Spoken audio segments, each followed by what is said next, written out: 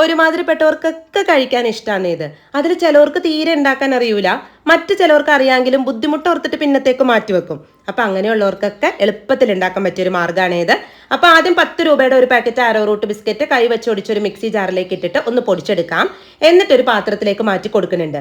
പിന്നെ ഒരു 10 രൂപയുടെ ഒരു പാക്കറ്റ് പാൽപ്പൊടിയും 2 നുള്ളു ബേക്കിംഗ് സോഡ ഇട്ട് നല്ല പോലെ ഒന്ന് മിക്സ് ചെയ്തതിന് ശേഷം പാലൊഴിച്ചാണ് നമ്മൾ ഇത് കുഴച്ചെടുക്കാൻ പോകുന്നത്. ഇതിപ്പോ നല്ല സോഫ്റ്റ് ആയിട്ട് അങ്ങോട്ട് വന്നിട്ടുണ്ട്. ഇനി അതിൽ നിന്ന് ചെറിയ ഓരോ പോർഷൻ എടുത്ത് ക്രാക്സ് ഒന്നും ഇല്ലാതെ ഇതുപോലെ അങ്ങോട്ട് ഉരുട്ടി റെഡിയാക്കി എടുക്കാം. എന്നിട്ട് ചൂടായ എണ്ണയിലേക്ക് ഇട്ട് കൊടുക്കാം. അതാവുന്ന സമയം കൊണ്ട് ഒരു 1/4 കപ്പ് പഞ്ചസാരയിലേക്ക് 1 കപ്പ് വെള്ളം ചേർത്ത് ഒരു 2-3 ഏലക്കായും കൂടി ഇട്ട് നന്നായി തിളയ്ക്കുമ്പോൾ ഫ്ലെയിം ഓഫ് ആക്കി മാറ്റി വെക്കാം. തണുത്തോട്ടെ. അപ്പോഴേക്ക് നമ്മുടെ ബോൾസ് ഇവിടെ റെഡിയായി വന്നിട്ടുണ്ട്. ഇനി തണുത്തിരിക്കുന്ന പഞ്ചസാര പാനിയിലേക്ക് ഈ ബോൾസ് അങ്ങ് ഇട്ട് കൊടുക്കാം. ഇനി ഒരു 1 മണിക്കൂർ ഒന്ന് റെസ്റ്റ് ചെയ്യാൻ വെച്ചതിന് ശേഷം നമുക്കിത് ബിസ്ക്കറ്റ് ഗുലാബ് ജാമുൻ സെർവ് ചെയ്യാട്ടോ. ടേസ്റ്റിന് ഒരു കോംപ്രമൈസ് ഇല്ലാത്തായിട്ടാണ്. സെറ്റാക്കിക്കോ.